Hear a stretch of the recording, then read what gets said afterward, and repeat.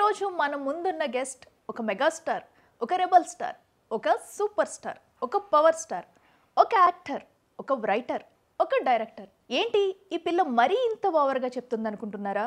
నిజమండి బాబు.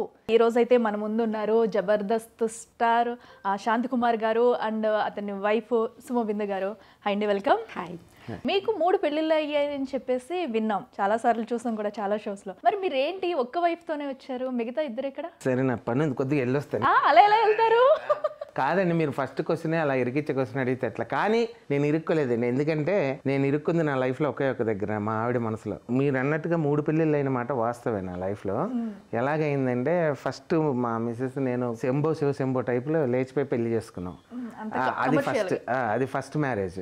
ఆ తర్వాత వీళ్ళ అమ్మ నాన్నగారు వాళ్ళు తెలుసుకొని మళ్ళీ పిలిచి వాళ్ళ బంధువులను పిలిచి అక్కడ వాళ్ళ మధ్యలో పెళ్లి చేశారు. అక్కడి నుంచి మళ్ళీ మా అమ్మోళ్ళ దగ్గర తీసుకొస్తే అక్కడ అమ్మవారి కొండ మీద మళ్ళీ ఇంకోసారి పెళ్లి జరిగింది. సో 3 ముళ్ళు 3 సార్లు వేసాను మా ఆవిడ మెల్లోనే. 3 ముళ్ళు 3 సార్లు వేసాను మా ఆవిడ మెల్లోనే. బిందు గారు, మీరు ఆయన చెప్పిన మాటలన్నీ కూడా వింటున్నాం మనం. మీరు ఇతని కోసం చాలా పోరాటాలు చేసి పెళ్లి చేసుకున్నారు అనేది కూడా విన్నాము. మరి మీరు అంత పోరాటం చేయడానికి అసలు ఎందుకు చేశారేంది? నాకు అంత అయితే ఆయనలో కనిపించట్లేదు. మీకు ఏం కనిపించింది? అంటే ఎవరికి కనిపించింది, నాకు కనిపించింది. అది ఏంటో మాకు చెప్తారా? మళ్ళీ లేనిపోయింది అనుకోవాలి, ఏదో టాలెంట్ తనకు బాగా నచ్చింది. ఆవిడ క్లారిటీ ఇస్తారు, మాట్లాడివ్వండి, చెప్పండి. ఫస్ట్ ఒకే చోట జాబ్ చేసేవాళ్ళం ఇద్దరము. ఓకే. సో అక్కడ పరిచయం అనమాట. తను ఎక్కడ జాబ్ చేశారు? అనంతపూర్లో మీ పరిచయం. సో అక్కడ మా ఊరు అదే. విజయవాడ నుంచి జాబ్ కోసం అని అనంతపూర్ వచ్చారు. సో అక్కడ ఇద్దరం జాబ్ చేసేవాళ్ళం, ఒకే ఆర్గనైజేషన్ RDT అనే ఒక సంస్థలో వర్క్ చేశాము. ఓకే. సో అక్కడ కూడా కల్చరల్సే అనమాట. అంటే నేను సింగింగ్, డాన్స్ పిల్లలకి నేర్పించడం, సేమ్ ఫీల్డ్ ఈయన అనమాట.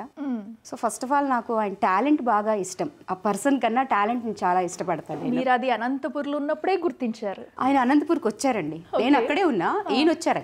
అప్పుడు మాత్రం నేను పేషెంట్, టాలెంటే నాది. కాకపోతే అప్పుడు గుర్తించి అది అప్పటి నుంచి అలా కంటిన్యూ అయింది. ఫస్ట్ టైం చూసింది కాబట్టి ఇంకొద్దిగా ఎక్సైట్ అయింది. ఇప్పుడు పాత పడింది నా టాలెంట్. చాలా టైం పట్టింది కదా, అందుకే ఆవిడ చెప్తున్నారు. కానీ ఆవిడ తను చేసిన సాహసాలు మామూలుగా చెప్పకూడదు.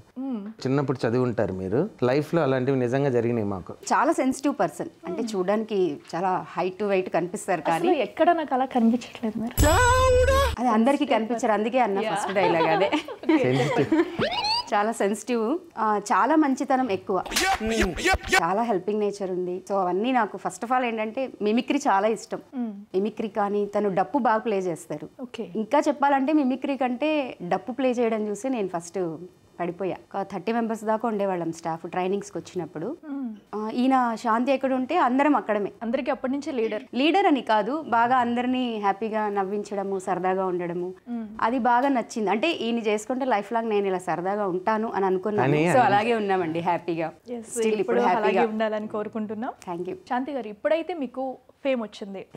సో మరి ఇంతకు ముందు మీరు ఫేమ్లోకి రావడానికి ట్రై చేసినప్పుడు మీ టాలెంట్ని గుర్తించిన వాళ్ళు ఉండి ఎంకరేజ్ చేసిన వాళ్ళు ఉంటారు కదా, సో వాళ్ళలో ఎవరైనా ఒక 4 పేర్లు చెప్పండి. ఫస్ట్ ఆఫ్ ఆల్ మా నాన్నగారండి. సో నాన్నగారు రాసిన నాటికల్లో చైల్డ్ క్యారెక్టర్స్ ఏమైనా ఉంటే నేను వేసేవాడినప్పుడు. సో ఆ నాటికలు వేయటం అనేది నాకు చిన్నప్పటి నుంచి, నేను బాలనటుడుగా, నేను చైల్డ్ ఆర్టిస్ట్ 7 ఇయర్స్ 8 ఇయర్స్ నుంచే స్టేజ్ మీద చేశాను నేను ప్లేస్ నాన్నగారి నాటికల్లో.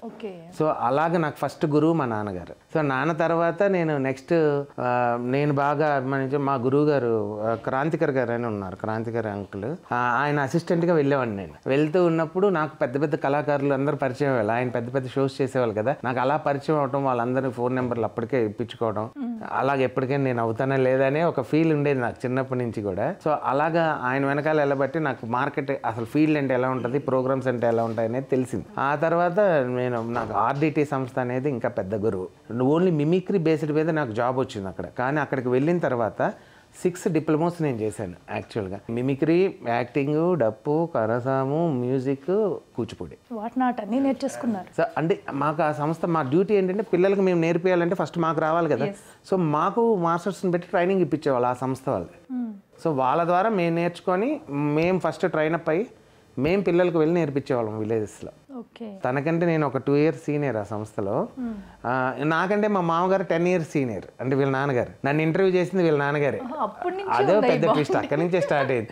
నన్ను ఇంటర్వ్యూ చేసి ఆయనకి అప్పుడు తెలియలే, అంటే జాబ్ కోసం అనుకున్నారు, కానీ ఇంట్లో అల్లుడి కోసం ఇంటర్వ్యూ చేస్తున్నానని ఫీల్ అవ్వదు. అవును, ఆయన ఇంటర్వ్యూ చేసిన తర్వాత నేను సీనియర్ అవడం, నా తర్వాత మళ్ళీ మా మామయ్య గారు రిటైర్డ్ అయిపోయారు, ఆయన తర్వాత మళ్ళీ తనకు వచ్చింది జాబ్ అది.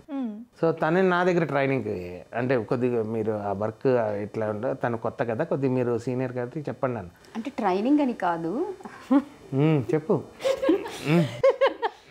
ట్రైనింగ్ కాదు, నేను ఆల్రెడీ జాబ్ చేస్తూ ఉన్నాను. ట్రాన్స్ఫర్ మీద ఇంకో ఈయన ఉన్న ప్లేస్కి వెళ్ళాను అనమాట. సో కొద్దిగా హెల్ప్ చేయండి, తను అంటే ఈయనకి రైటింగ్ స్కిల్స్ ఉన్నాయి కదా, సో మాకు కాంపిటీషన్స్ జరిగేవి పిల్లలకి. సో దానిలో భాగంగా కొన్ని సాంగ్స్ రాయాలి అన్నప్పుడు నాకు ఆ స్కిల్ లేదు. సో అప్పుడు ఈయన హెల్ప్ అడిగాను అనమాట.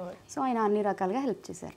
వీళ్ళ సిస్టర్ ఉన్నారు, ఆవిడ అన్నారు కొద్దిగా మీరు డ్యాన్స్ కూడా బాగా కంపోజ్ చేస్తారు కదా సార్, అది కూడా హెల్ప్ చేయండి. కానీ నిజంగా అప్పుడు మేము పడ్డ కష్టానికి తను 3 ప్రైజులు కొట్టింది వాళ్ళ పిల్లలతో. యాక్చువల్గా అక్కడే పడింది ఫస్ట్, పడిపోయింది, బీజం పడింది మా ప్రేమకి, తను పడిపోయింది అలా. సో ఆయన ఇంకొక పెద్ద ట్విస్ట్ తెలుసా మీకు, ఒకసారి తెలియకుండా పొరపాటున అన్న అనేసింది నన్ను. ఏంటండి ఇది, ఎలా? అంటే మా ఫాదర్ కొలీగ్స్ ఉండేవాళ్ళు, అందరం ఒక చోట జాబ్ చేసేవాళ్ళం కదా. ఆ అంకుల్స్ వచ్చేసి ఆయన సేమ్ మీ క్యాస్ట్ అతనే, బాగున్నారు, మ్యారేజ్ చేద్దాము అడుగుదాము అని చెప్పేవాళ్ళు. చేసేస్తాం అని ఏడిపించేవాళ్ళు. టాలెంట్ చూసి పడిపోయింది, కానీ లుక్స్ చూడంగానే ఇంప్రెస్ అవ్వలేదు. వీళ్ళు ఏదో చేసేటట్టున్నారని చెప్పేసి వెళ్ళిపోయి అందరం ఉన్నాం అక్కడ. చందమామను కూడా దగ్గరికి వెళ్ళి చూస్తే గుంతలు ఉంటాయి. ఇప్పుడు కూడా కవర్ చేసుకుంటున్నారు చూసారా. వెళ్ళిపోయేటప్పుడు ఇంకా ఎలాగన్నా దీన్ని బ్రేక్ చేయాలి, అన్న అనేస్తే ఇంకా మనకేం ప్రాబ్లమ్స్ ఉండవు కదా ఫిక్స్ అని చెప్పేసి బాయ్ అన్న అని చెప్పి వచ్చేసా. అది ఫస్ట్. ఆ తర్వాత అన్న పోయి అన్నీ నేనే అయ్యా. అది ఏంటంటే మాది ఒక అడ్వెంచర్ అండి మా మ్యారేజ్. యాక్చువల్గా వీళ్ళ నాన్నగారు రిటైర్ ఇంట్లో ఉన్న తర్వాత ఈమె వాళ్ళ ఇంటికి ఆధారమైంది. యాక్చువల్గా వీళ్ళ 4 కూతుర్లు అనమాట. For more videos like this, subscribe Big TV channel.